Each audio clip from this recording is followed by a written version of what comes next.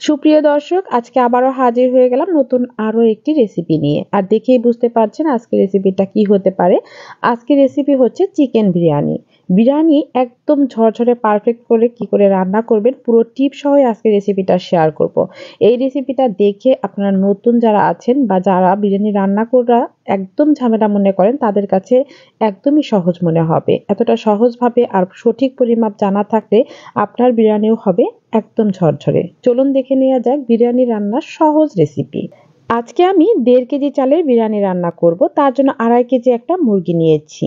আপনারা চাইলে এর থেকেও বেশি চিকেন দিয়েও রান্না করতে পারেন। প্রথমে কড়াইয়ে তেল দিয়েছি, তারপর দারুচিনি, এলাচ দিয়েছি। এর থেকে যখন সুঘ্রাণ বের হবে তখনই দিয়ে দিয়েছি আমি পেঁয়াজ কুচি। আর এখানে আমি ১.৫ কাপের মতো পেঁয়াজ কুচি ব্যবহার করেছি। পেঁয়াজটা নেড়ে চেড়ে আমি ভেজে লাল লাল করে নিচ্ছি। পেঁয়াজটা যখন লাল হয়ে আসবে তখনই দিয়ে দিতে হবে আদা ও রসুন পেস্ট। আমি যদিও আজকে প্যাকেট মশলা দিয়ে বিরিয়ানি রান্না করব, তারপরও আদা ও রসুনটা অবশ্যই ব্যবহার করবেন, এতে করে বিরিয়ানির ভালো রেজাল্ট পাবেন।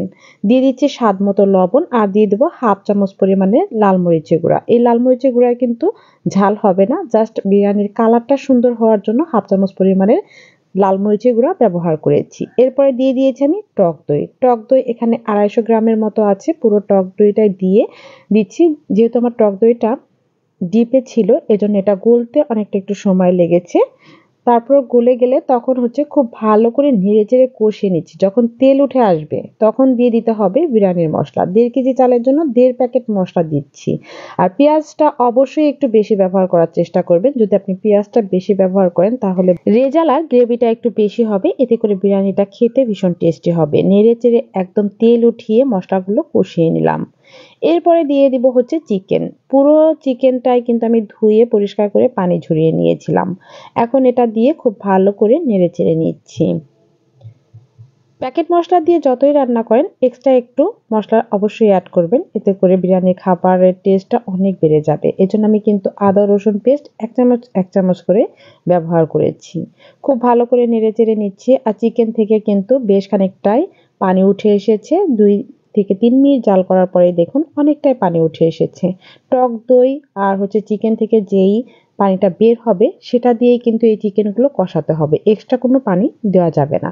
এর মধ্যে আমি কাঁচামরিচ দিয়েছি আর হচ্ছে কাজু বাদাম আর কাঠবাদাম পেস্ট করে দিয়েছি উঁচু করে ১ চামচের মতো। এগুলো দিয়েও খুব ভালো করে নেড়েচেড়ে কষিয়ে নিচ্ছি। চিকেনের মধ্যে এখনো যে পানি আছে সম্পূর্ণ পানিটা দিয়ে কিন্তু চিকেনটা খুব ভালো করে কুক হয়ে যাবে। এখন দিয়ে দিচ্ছি ২ টেবিল চামচ টমেটোর সস। এই টমেটোর সসটা আমি শেষের দিকে দিয়েছি। আর হচ্ছে দিলাম ১ চামচের মতো চিনি। টক দই ব্যবহার করেছি, সেই ব্যালেন্সটা ঠিক রাখার জন্য চিনি এবং টমেটোর সসটা অবশ্যই ব্যবহার করবেন। সবকিছু দিয়ে খুব ভালো করে নেড়েচেড়ে পানি আরো একটু শুকিয়ে আসলে যখন তেল ভেসে উঠবে তখনই বোঝা যাবে চিকেনের রেজালাটা একদম রেডি। তাই খুব সুন্দর করে নেড়েচেড়ে দেখুন উপরে তেল ভেসে এসেছে। এ পর্যায়ে কিন্তু চিকেনের রেজালাটা কমপ্লিট। এটা নামিয়ে রেখে একটা পাতিল দিয়েছি। আর এখানে আমি দারুচিনি, এলাচ ব্যবহার করেছি। এগুলো ভেজে নিয়ে তারপর হচ্ছে চালগুলো দিয়ে দিয়েছি। চালগুলো কিন্তু আগে থেকে ধুয়ে ঝরনা দিয়ে রাখবেন যাতে করে চালের মধ্যে কোনো প্রকারের পানি না থাকে। আর এই চালগুলো কিন্তু খুব ভালো করে নেড়েচেড়ে ভেজে নিতে হবে। যখন দেখবেন এই চালগুলো ফুলে উঠেছে, হালকা হয়ে গেছে তখনই বুঝবেন চালগুলো ভাজা হয়ে গেছে। একটু সময় নিয়ে অবশ্যই ভাজবেন। এই চাল যত ভালো ভাজা হবে চিকেন বিরিয়ানিটা তত ঝরঝরে হবে। খুব ভালো করে আমি ভেজে নিয়েছি। এখন হচ্ছে পানি দিয়ে দিলাম। আর পানির মেজারমেন্টটা অবশ্যই ঠিক রাখবেন। আমরা সাধারণত পোলাও রান্না করলে ১.৫ কেজি চালের জন্য ৩ কেজি পানি দেই। কিন্তু আমি এখানে ১.৫ কেজি চালের জন্য ২.৫ কেজি পানি দিয়েছি। আর হচ্ছে কাঁচামরিচ দিয়েছি, স্বাদমতো লবণ দিয়েছি। এটা দিয়ে খুব ভালো করে নেড়েচেড়ে পানিটা যখন একটু কমে আসবে তখন দিয়ে দিতে হবে সেই রেজালা। চিকেন রেজালাটা দিয়ে ভালো করে নেড়েচেড়ে লবণের টেস্টটা অবশ্যই ঠিক করে নেবেন। কারণ এই পর্যায়ে লবণটা যদি আপনি পারফেক্টভাবে দেখতে পারেন তাহলে দেখবেন চিকেন বিরিয়ানির লবণটা একদম ঠিক আছে। একটু আলতো করে নেড়েচেড়ে দিচ্ছি, দেখেই বুঝতে পারছেন। অবশ্যই কিন্তু পানির পরিমাপটা সঠিক দেবেন। আপনি ১.৫ কেজি চালের জন্য ২.৫ কেজি পানি দিয়েছি কারণ আমার চিকেন রেজালায় অনেকটাই গ্রেভি ছিল। সবসময় পোলাও পরিমাপে যে পানিটা দেন তার থেকে একটু কম পানি দেবেন। দিয়েছি আমি এখানে আলু বোখরা, কিশমিশ, যেটা বিরিয়ানিকে আরো একটু টেস্টি করে তুলবে। খুব ভালো করে একটু নেড়েচেড়ে উল্টিয়ে পাল্টিয়ে দিচ্ছি আমি। এ পর্যায়ে আমি ব্যবহার করছি ১ চামচ কেওড়া জল আর ১ চামচ পরিমাণে ঘি।